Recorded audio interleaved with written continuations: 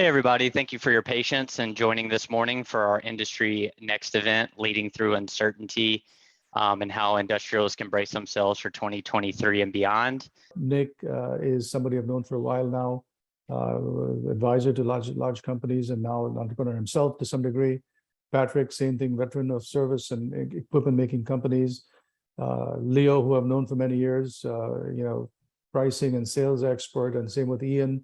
And then Mitesh, who brings a digital transformation and advisory perspective from the McKinsey side. So we've got a fantastic panel assembled out here, and I'm excited beyond belief as to what the next 2 hours are going to be.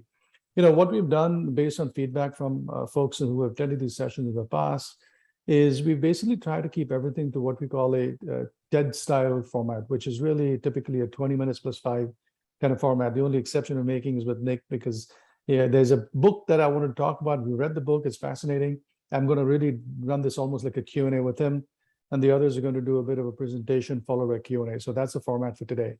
So all of you on the call right now, please start noting your questions, getting them ready, and we'll kind of queue them up in the Q&A tab of this webinar today. So without further ado, it gives me great pleasure to introduce Nick Santhanam to you.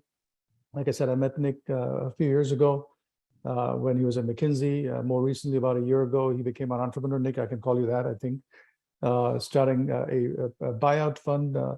But more importantly, why I thought it's relevant to him, he and a couple of his colleagues wrote this book called The Titanium Economy. And when I read the blurb, when I read the synopsis of it, I said, well, this is actually interesting. And, I thought it'd be good for Nick to come in and kind of share a bit of his perspective on that.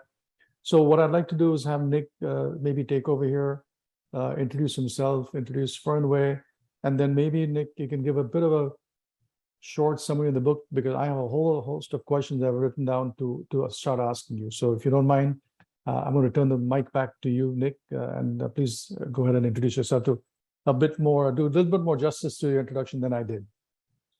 Thank you, Vivek. Really appreciate it. First of all, thank you so much for having us on the show. 2-second intro of myself. As Vivek said, Vivek and I've known each other for, actually, I think, Vivek, it's more than a few years. I know it feels like only a few years, but it's been quite some time. I mean, when you and I did some work on one of our collective clients, when we looked at how we can monetize the installed base, which turned out to be very well. So we've known each other for a while. My background, I'm a chemical engineer, started my life in the industrial practice, was with McKinsey for a long time. And as Vivek mentioned, we started our own firm, Fernweh. And very interestingly, people say, hey, what is Fernweh? And is it a fish or a fowl? And I always say it's neither a fish nor a fowl. It's actually a fish and a fowl. The reason being is we are very, very targeted in combining capital, which I say is a commodity. Anybody can have a dollar. If you have a dollar and I have a dollar, it's the same. Combining a commodity, which is a dollar, with domain expertise and capabilities, which is a scarcity, to create alpha, right? To create excess value over what you'd expect. And, I don't want to take up the show time here to talk about Fernweh, so we'll not go more into the deals we have done, we are working on. But actually, in sort of related to that, as Vivek said, myself, Gaurav, it's actually who's the president of a firm called Aina.ai, which we have funded, and Ashutosh, who's a very good friend of mine, who's still at McKinsey, who runs all of North America. We wrote this book, Titanium Economy. We started writing it 3 years ago. And it's a very simple premise, right? Everything we think and we know is actually wrong. People talk about industrial sector thing in the past. And we started with this tagline, right? And which now is a whole book about it. It's a sector which is misunderstood, undervalued, and unappreciated. And why is it misunderstood? First of all, there is no one industrial sector. I mean, for folks who are listening to this, know food processing is very different than building materials, which is very different than automation, which is very different than electrical infrastructure, is very different than aviation infrastructure. So first of all, it's not one monolith. Second of all, whenever we have talked, at least you talk at a high level or you read to the mass media, there's a rueful statement of, oh, this is a sector, oh, the 60s was great, the 70s was great, this is a sector which was lost, which was stolen, which was given away. And nothing can be farther from the truth on this. This is an amazing sector where the best days are yet to come, right? We are on the first innings of this one. So in that say, this is a sector which is, we call misunderstood. undervalued for us is a great example because again, in the last few months has been turmoilic terms in financial markets, but you go before that, and I live in Silicon Valley, and Vivek, I know you've lived in Silicon Valley for a long time. I mean, people think the way to make money is in a SaaS company or is to make it in a, the FANG stock. Interestingly enough, what you'll find in the titanium economy is there's not one company. There are several companies which have actually done better than S&P 500, which have done better than the FANG stock. And that is sort of, people are like, wow, I sort of didn't know that. And the interesting part is, as they say, or as Tina Turner says, she works hard for her money. Industrial sector has actually worked hard for the money. In the sense, what I mean, that value creation has come from true expansion in margins, expansion in revenue growth, expansion in ROIC, unlike other sectors, which has mainly come through multiple expansion, right? So this is again, it's not like if you're willing to pay 10 times multiple, now all of a sudden you're willing to pay 20 times, and that's why you created shareholder value. And then unappreciated is very interesting because you actually think, and again, this comes back, a lot of innovation you look around today has happened because of this sector. I mean, the sector which is on top of mind and which is on even our President Biden's CHIPS Act is all semiconductors. Very interestingly, semiconductors cannot happen if you don't have the precision manufacturing, which is all industrial. I mean, how do you regulate a flow of a gas? How do you hold a wafer down? How do you etch 2 nanometers or 3 nanometers? It's not tech, it is industrials. And similarly, if you think about the 2 big customers we have, right? Or sorry, 2 big suppliers we have, one is capital and one is talent. I mean, at the end of the day, you have to get talent into the industry and you have to get capital into the industry. There's a lot of capital flowing into the industry. People don't realize this. I mean, thank God to Elon Musk and thank God to Tesla sort of has made auto sexy again, and I'm hoping will make industrial sexy again. There's a lot of capital coming in, and you go talk to a lot of young grads. Before it was, as they say, the left coast or the right coast. Now there's a lot of interest to move to the Midwest and a lot of growing, thriving cities where a lot of the industrial companies are based.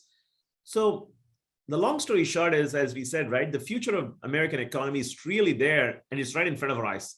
And you don't have to sort of say, unlike tech, right, do I need to pick a winning player? Pretty much here, a lot of there are winning players, right, which allows the odds of winning as a stakeholder, as a shareholder, as an investor, as a customer. And so I think that what makes us exciting. This is a sector we like. We wrote about this book. And what is more interesting is, probably I'll stop here and then Vivek, I'll hand it over to you, is we are in the first innings, as I said. I mean, if you're an industrial company, you're in the first innings, right? I mean, yes, Rob did mention inflation is high. Yes, there's a scarcity of talent or shortage of supply of talent. But the beautiful thing is, if you're an industrial company, most likely you've been around for 30, 40, 50, 60 years. You have a huge installed base. They love your products. And, going and working with them, monetizing them, and in a good way. I mean, right? I mean, there is a great installed base you can leverage, which makes us unbelievably attractive, whether you're a company, whether you're an employee, whether you're an investor, and all of that put together. This is the best times to be there. As I say, best times are yet to come. So I'll stop, and Vivek, over to you. Excellent. Well, I think that is very interesting. And in fact, that's what, when I said it caught my attention when you talked about the underloved, underappreciated, undervalued. I have one question, slightly more specific. So you said you started writing this book 2-3 years ago. What made you and Gaurav and Ashutosh say, we should speak about this? Is there something that you saw that underappreciated part of it? Or was there something that kind of said, this is why I think we should say something, put our thoughts together about this sector? What made you guys do that? I think, Vivek, it's very simple, right? I mean, as they say, don't say you're funny, tell a joke, right? I mean, we sort of kept saying, look, guys, the industrial sector is truly a diamond in the rough, or let me stop, it's truly a diamond.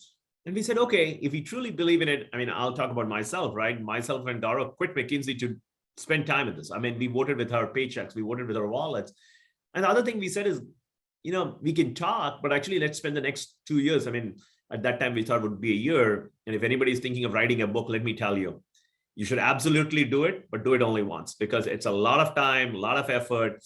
And whatever you think it takes 3 times the effort. So at the time when we started writing the book, or thought of writing the book, Vivek, we thought it'll be a 1-year effort, right? And we said, yeah, let's spend a year trying to do this. I mean, it was one of the most fruitful, right? But I would tell you it was intense when we wrote the book, almost over 2.5 years. But that was the whole point, is let's get the message out, which is, this is back to my point. This is a great sector, right? It's a lot of companies, especially I'm just talking exclusively North America. I'm not even talking about the rest of the world. I'm not talking about Europe. I'm not talking about China. I'm not talking about India. I'm just talking just North America alone. There are so many amazing industrial companies. There are amazing folks who work in the industrial companies. And we thought it is time to tell their story, right? As one of my really good friends said, Nick, do you realize, the industrial companies, we all are in the basement when the party is happening in the penthouse. And we thought it's time for us to go to the penthouse. Great. I think that's a great analogy, going from the basement to the penthouse. So, I was fortunate you guys the book gets published next week on October 25th, I think. And I was lucky that you were able to ship me a copy, one of the early copies, so I could read it and kind of think about how to frame some of these questions. What I thought was interesting is all these companies that you talked about that you profiled in the book, and by the way, every one of you attending this and registered are going to get a copy of this book, either digital or hard copy, whatever you prefer. There is a certain playbook, if you may, that the successful people you profile follow. And, obviously, it's M&A and, doing complementary acquisitions. It's about transforming the core, making it better through digitization and other things. And of course, the last part being, which is building multiple expansion through things like recurring revenue, right? Again, these are things, some of them are near and dear to my heart as well. What can you say about this playbook? And more importantly, from my point of view, this playbook sounds easy, like very often things are easy. But as you know, devil's in the details of execution. How do people pull all this stuff together and make it work so well and so successfully like you showed in the book? So 2 things on this one, right, Vivek? Nothing in life is easy, right? I mean, you have to always work for it, but it's not impossible, right? And the second one is, it's what I'm going to call awareness. All are equal, but some are more equal, right? And maybe this is more relevant to your audience, more relevant to what you do, is, look, everybody wakes up in the morning, every company wakes up in the morning and does what's the right thing for their customers, right? Really focuses on getting top line growth and really driving the margin expansion. And you'll say, Nick, look, don't state the obvious to me, right? I mean, how do I make more profits? I obviously drive more revenue and reduce cost. And we are not saying something which you're like, Nick, I don't know, right? But I think the value is in the nuance, right? I mean, let me just pick one element you talked about, which is $1 of revenue is not equal to $1 of revenue, right? And if you're a public company, what we found is the market rewards recurring revenue a lot more higher, right? I mean, now you and I can look at data and say, is it 2 times more, 3 times more, 7 times more? I mean, it doesn't matter. It's significantly higher, right? And why is that? Because if you think about it, it's very simple, right? If you get, you're going to keep getting $1 year after year, you can monetize it more, you can leverage it more, you have to work less for it, it's more sticky. And that fundamentally changes the multiples of a company. And where that comes for is especially what you do, Vivek, or your company does, Internal, is there is a huge opportunity because, as I mentioned before, if you're an industrial company, most likely you've been around at least for 20, 30, 40, 50 years, you have a huge install base. And monetizing that is really hard. But if you figure out who your customers have been, who have bought it 20 years ago, there's a very high probability they'll buy again from you, right? I mean, because if they have an installed, you name it, right? A press, a welding machine, a cutting machine, a CNC machine. What do machines do? They break down, and you need spare parts. You most need an upgrade, and that is an unbelievable recurring revenue thing, and it changes your valuation. Now, is it easy? Absolutely not. But is it doable? Absolutely, right? So that's the way I would sort of put it. And by no means do I want to sit here and say, hey, this is and I worked for McKinsey for a long time, and one of the acquisitions which most consultants got, and I think it's true, is like, hey, look, you guys sort of state things which are very hard to do, and it's very easy to write a PowerPoint, and I completely agree, right? But again, I don't want to poo-poo it into something which is simplistic, but it is something which has to be done. But when you do it, it does create the value. Got it. Now, the follow-up question I have to that is, many of us have been around these industrials for a long time. I've been around industry for like 30 years now, and I see the same picture that you talked about in terms of the kinds of things people do and focus on cost and M&A and things like that. But on the recurring revenue, there's just indisputable facts about this notion of becoming more valuable. Yet we don't see as many people do it. Is there some, I'm going to use the word cultural reason in a bad framework, right? Is there some reason that people don't gravitate to it? Or is it because they just take it for granted, right? That's one of the big questions I have always, which is why do people not do something that's so obvious about creating more value for your shareholders or creating more value for employees and so on and so forth? What's your experience with all the stuff you've done in the last 20 years plus? I mean, Vivek, I think the best guy to answer that question is you, right? I mean, you and Entitle are, no, seriously, you guys do this for a living. I mean, I'm a huge believer when I was in McKinsey and now in Fernweh is, look, the aftermarkets is a big opportunity, right? In every portfolio company we invest in every partner company we work with, we make that point, which is, guys, it's always great to go look for a new customer, but can we look at our old customer or, farm our existing customers? So I wish I could tell you, Vivek, I think you would have a better answer. You and your team, do a great job on this one. Entitle, as I mentioned, you and I worked together in my prior life, and I saw the impact you drove. So there is no question on the impact. Maybe it is an awareness, right? Just people don't know. Maybe it's a difficulty. You guys again do it. Going and mining the install base, collecting the data is not easy. I know you and your team do a lot of great work, but it's not something, you can say, okay, I turn on the switch and or I turn on the faucet and the next day water flows. Or it could just be, like every company, you have a competing priority. And so, do people realize that this priority is a high value, right? So I think I don't have an answer, but I think it could be one of those three, or it could be something, but I genuinely believe it's probably one of those three. I think it's one of those three. And in my past life, including time in the Valley, working for companies that made stuff and on the East Coast, classic industrial stuff, I think what I found is that the one of the other things that gets unsaid is the reward and the glory goes to people who move big amounts of big metal, not small amounts of little things and services. And so sometimes that glory factor kind of gets in the way too of this aftermarket and recurring revenue. But I think that's an important aspect out here. By the way, Aaron's going to reach out to the audience for questions. So please keep those questions coming here. Some of the stuff I liked is the book. Actually, you have some great stories, pretty much from chapter 1, right? And these are stories about companies, candidly, Nick, no one's heard about. You put some names in there, it's like, wow, what does well-built do? What does this do? It's amazing. So what I look at this is, you mentioned something about telling their story along the way, which I think is actually really important for everybody on this call today, every one of us, right? It's telling a story is really important. And so going back to this question asked in the previous point, I actually made a note of this thing to say, are the people in these companies, and I'm going to again use a wrong turn of phrase potentially, are these leaders genetically predisposed to not talk about themselves and talk about their companies, right? Because every time I go to the industrial world, and I love going to meet some of my customers and other people as I walk in their factories, they're all about, I want to just put my head down and get to work, right? And they're not about chest thumping. They're not about telling the stories. What's the situation there? And what do you think is the part of the problem here? I think you hit the nail on the head, Vivek, right? This is a sector which is, I think you could argue this is true for every sector, but I'm going to say, I'm a bit biased given I have spent so much 30 years of my life in the sectors. This is truly a sector of people who are very, very humble and modest, right? They don't like talking about themselves, whether as an individual or institution. In our book, we highlighted multiple companies, right? Heiko, Casella, Trex, AZZ.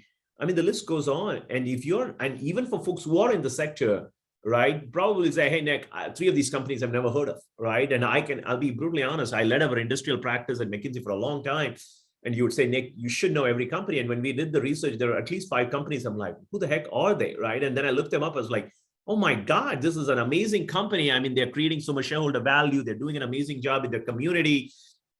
they are creating so much value and wealth for their employees, and I had never heard of them, right? And to short answer your question is very simple, right? This is not a sector which stands on top of Mount Sinai and does a broadcast, right? And this comes back to your original question also of, why did we write the book? And by no means, I'll be the first one to admit, we did not do justice and bring 20 other companies or 200 other companies who do that, right? Because we just don't know them. We talked to about 55 companies, we profiled about 35. And by no means I'm going to tell those only 35. I'm pretty sure we only have scratched the surface. We only touched the tip of the iceberg. We're probably, 20 more, 200 more. And for that very reason, you just don't know about them, right? And once you get to know them, and I've had the privilege and the honor of knowing a lot of these companies, because a lot of the CEOs, a lot of the CFOs, a lot of the board members are really good personal friends. I say, wow, what an amazing company, what an amazing thing. And you get to the point, that's when you really know the real DNA of the company. But I think it's your point, right? These companies they say, look, let our work speak for ourselves, let the impact speak for themselves. We don't need to be putting the flashlight on us. It's not about us as a company or as an individual. And I think that drives the thing, not just at a company level, across the whole sector. There's one thing I've learned, and it's actually interesting. You're Silicon Valley. I used to live there. I mean, the difference between the Silicon Valley folks and what I would call everybody east of the Rockies is unbelievable. I mean, Silicon Valley is all about marketing themselves, marketing the company, marketing whatever they're doing. And that's almost like it disappears once you cross the Rockies, right, and get to the other side. But I think that's one thing. The other interesting part for me, Nick, and I think you've seen this in the first two investments that Fernweh has announced, you clearly, the book clearly says a few things. Then you have your own point of view, if you may, in the context of Fernweh and how you guys are going about your own investment thesis and so on and so forth. How do these align? How are you seeing these? I mean, maybe you can tell us what you can tell us, because, obviously what you're going to do in terms of building value in these acquired companies, you may not want to share with everybody. But how does the Fernweh thesis align with some of the lessons from the book, if you may? I mean, Vivek, for us, right, it's always about people, right? Where if you remember, I started off by saying that money is a commodity, right? If I have $1 and you have $1 is $1. And we bet on people, right? And it's, for example, you look at AIS, Avail Infrastructure Solution, the company we acquired. We are partnered with AZZ. We are 60% owner, they are 40% JV owner. And Tom Ferguson, who's the CEO, Philip Schlom, who's the CFO, the list goes on, are great people. We really like doing business with them, and they're fantastic folks to partner with. Same thing with Dabico, which we acquired from Cavitec. It's a great management team. Jürgen Schrammer is the CEO. He's a great guy, and we know he's going to build the company to great heights, right? So long-winded way of sort of saying we bet on people, right? When you get the great people, you get the great team, then there's not much for me to do, right? I mean, I used to say this as a joke, but I actually now realize it's not a joke, it's a reality. Pretty much in every room I'm 9 out of 10 times or 10 out of 10 times not the smartest guy in the room, right? There are guys who are smarter than me. And the best part is they're all on my side of the table. And that makes the difference, right? When you've got great folks, amazing folks, the sky's the limit. And I think that, and even that's true, very true for Fernweh. I mean, as you know, our team, Shekhar Varanasi is our CEO, I've known him for a long time, and he's probably 10, maybe 100x smarter than me. Having that makes a big difference, right? So long-winded way of saying it's the team that makes the difference. And in the book, we talk about it, right? We say, hey, look, if you look at it's not the companies, it's the people at the companies which makes the difference. And we put it to action in the investments we make. We make it in the portfolio companies we work with, but the partner companies we work with, the team we have built at Fernweh. And I'm a firm believer that does make a difference. And that absolutely is a competitive advantage. Yeah, no, I think it's actually really important. I mean, we've always known ever since we started leading and building teams, is it's people that matter. But sometimes, it's one of those situations where people forget about getting the best people on the bus, as Jim Collins said a long time ago, is more important than figuring where the bus is going. They'll figure it out where it's going. So I think that's a good point.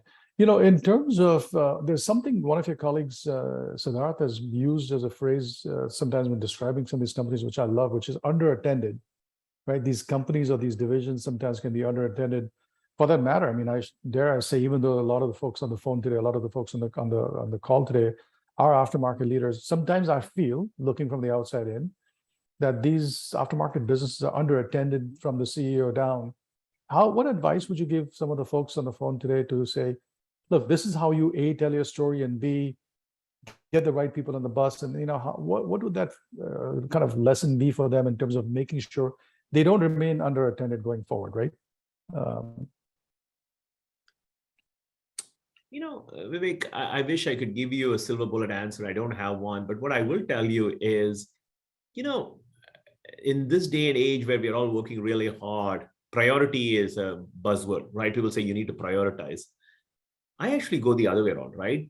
Look, priorities, of course, matter, don't get me wrong, but we can't do one thing at a time, because usually by the time you come to the promised land, it might be too late. So, in Fernweh, I sort of have a word which I call, it's not or, it is and, right? We just need to figure out what are the things you need to do and, right? Because sometimes you'll say, should I do A or B? And I'll be like, well, we have to do A and B. And, I noticed Dr. Leo Stevens' question on the chat board, right? It's like, do you start with people or the tools? I think you sort of have to have both, right? Because it's the zipper strategy or clapping with one hand. There are a lot of analogies. I would sort of say, look, you have to have the right people, right? Because at the end of the day, if you don't have the right people, you're not going to do it. But if the right people don't have the right tools, then they're not going to do it, right? And then if the right people don't have the right tools and have the right incentives and the right transparency on what they're doing, I mean, I always tell this, right? I mean, nobody wants to wake up in the morning and say, I'm going to do a shitty job. Everybody wants to do a good job. The problem is people don't know what good looks like. And so your definition of good and my definition of good could be very different. And what I'm doing could be pretty crappy, right? So I genuinely believe, to answer your question on that, Vivek, it's an and, right? I mean, it is one, look, obviously there are only 24 hours in a day and there's only so much you can do. I mean, I'm stating truisms, but, you look at winning teams, you look at winning companies, I think they figure out how to do and versus people say, hey, look, I can do A or B, right? So I think the secret formula really is, how do you figure out the and versus the or? That's actually really interesting. I love that and versus or, and there's another framework I'd use of and or but, right? So you don't say but, as you say and, right? You're trying to make these trade-offs as the same thing. Great questions. You directly answered Leo's questions. Folks, we got about 5 minutes more with Nick. If you have any more questions, please put them in the chat box so we can get them. When I think about what I've known about you, Nick, in terms of our involvement in different companies and different clients in the past, what you're doing at Fernweh and the thesis, AIDA, if you may, which is really a companion to the Fernweh value prop. Where do you see things that this audience should take away from your experience and really from what you're seeing now with Fernweh, right?